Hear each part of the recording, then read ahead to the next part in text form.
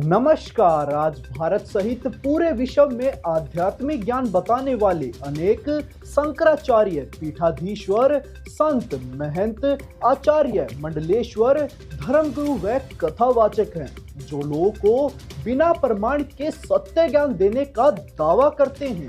इन नकली धर्मगुरुओं ने धर्म को धन कमाने का जरिया बना दिया, जिससे ज्यादातर लोग दिग्भ्रमित हो गए। वास्तविक परमात्मा कौन है, उसको कैसे प्राप्त किया जा सकता है, मोक्ष किसे कहते हैं, शास्त्र अनुकूल भक्ति किसे कहते हैं, ये जानकारी इन नकली धर्मगुरुओं के पास है ही नहीं। आध्यात्म का वास्तविक ज्ञान समझने के लिए आइए आज की इस रिपोर्ट में हम जानते हैं कथावाचक अनिरुद्धाचार्य जी और जगत गुरु तत्वदर्शी संत रामपाल जी महाराज जी के द्वारा दिया गया शास्त्रोक्त ज्ञान। आखिर मानव समाज को सत्य भक्ति सत्य ज्ञान कौन प्रदान कर रहे हैं?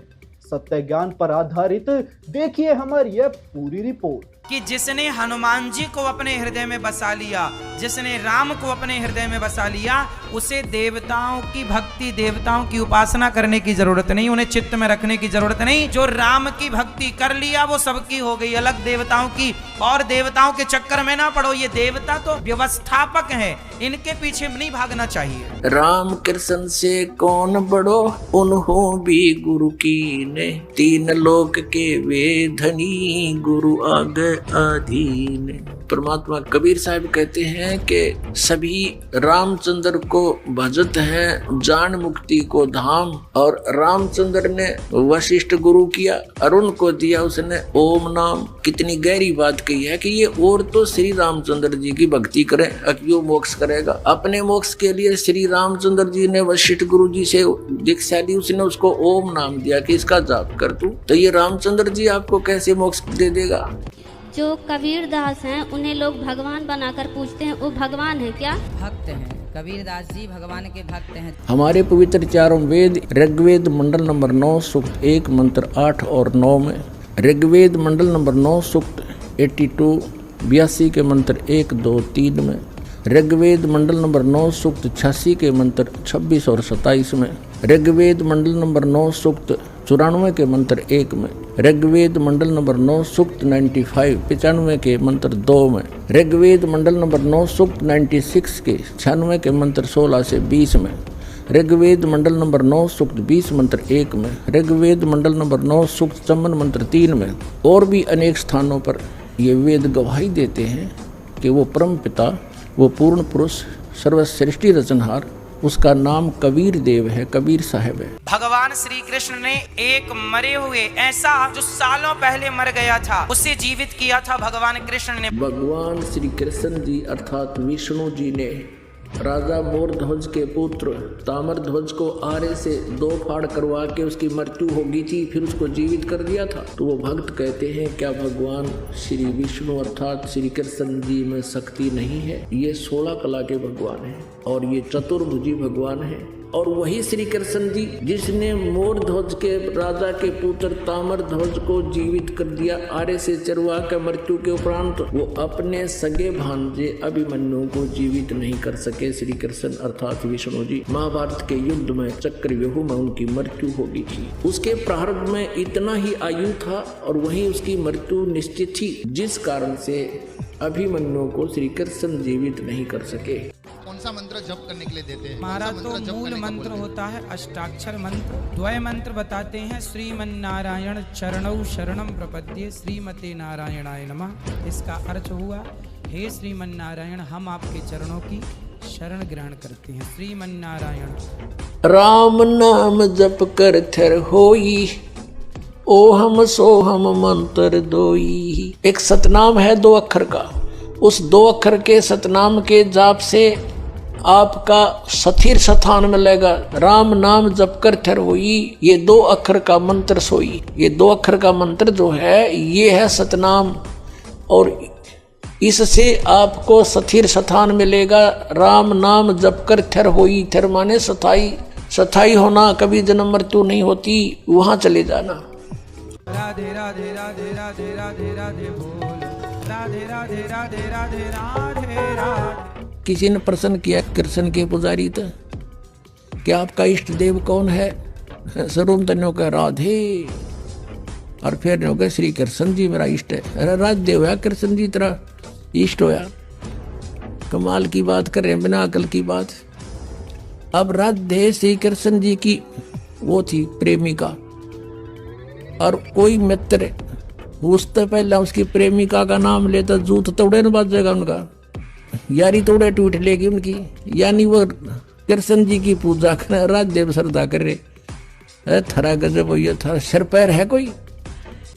सबसे पहले इस धरती पे जब कोई नहीं था, तब केवल भगवान श्रीमन नारायण थे। भगवान श्रीमन नारायण का पहला पुत्र है कमल। कमल में फिर ब्रह्मा जी प्रकट हुए, फिर ब्रह्मा जी उत्पन्न हुए, तो ब्रह्मा जी से फिर भगवान शंकर उत्पन्न हुए। भगवान शिव के पिता कौन? भगवान शंकर। फिर भगवान नारायण एक रूप में विष्णु बन गए। और ब्रह्मा विष्णु महेश को अजरो अमर सर्वेश्वर महेश्वर, इनके कोई माता पिता नहीं, इनका जन्म मृत्यु नहीं होता, ऐसे कहा करते थे। ये लोक वेदता दंत कथा थी, और इनके जीवनी में लिखा है कि इतना नासवान है, इनकी जन्म मृत्यु होती है, दुर्गा इनकी माता है और ये ब्रह्म इनका पिता है, ज्योति।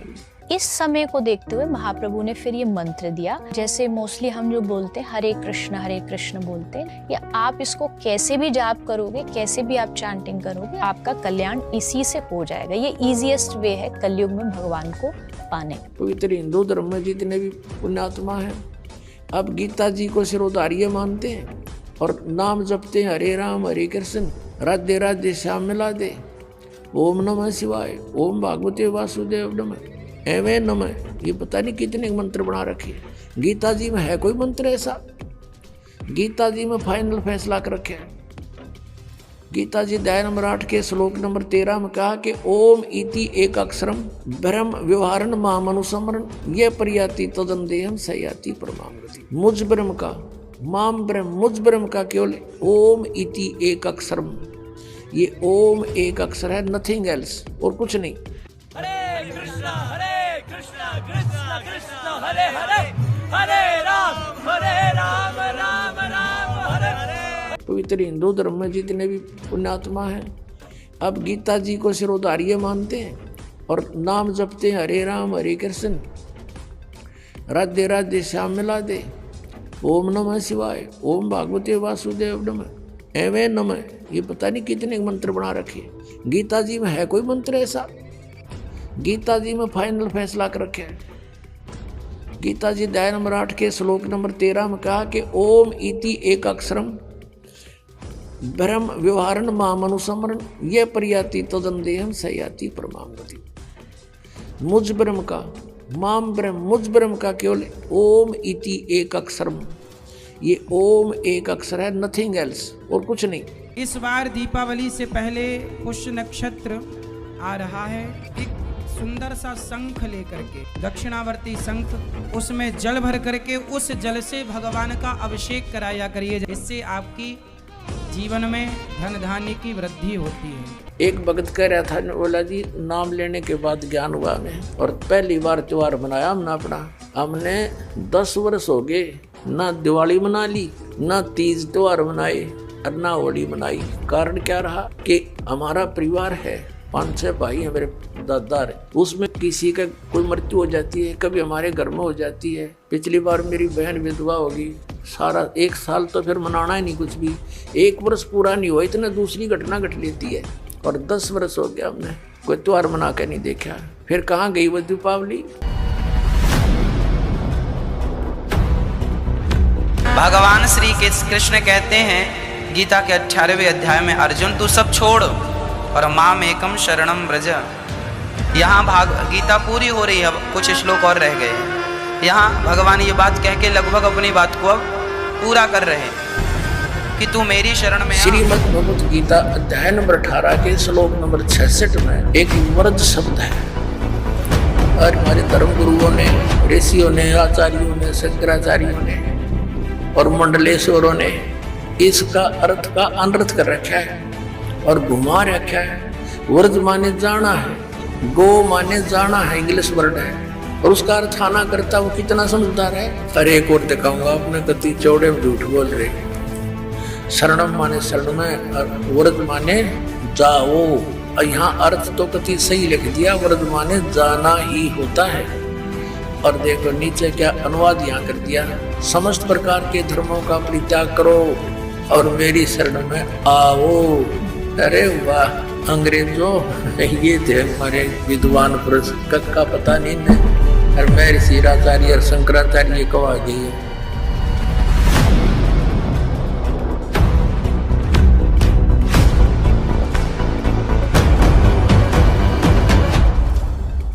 उपरोक्त प्रमाणों से स्पष्ट है कि कथावाचक अनिरुद्धाचार्य जी का निराधार ज्ञान है, जिसका प्रमाण किसी भी धर्म ग्रंथ में नहीं है, जबकि जगत गुरु तत्वदर्शी संत रामपाल जी महाराज जी का शास्त्र अनुकूल प्रमाणित ज्ञान है। इसलिए मानव समाज को जगत गुरु तत्वदर्शी संत रामपाल जी महाराज जी के सत्य ज्ञान को अपनाकर अपना कल्याण कराना चाहिए। मैं विनीत सत्य ज्ञान आधारित रिपोर्ट को जानने के लिए जुड़े रहिए ऐसे न्यूज चैनल के साथ। धन्यवाद।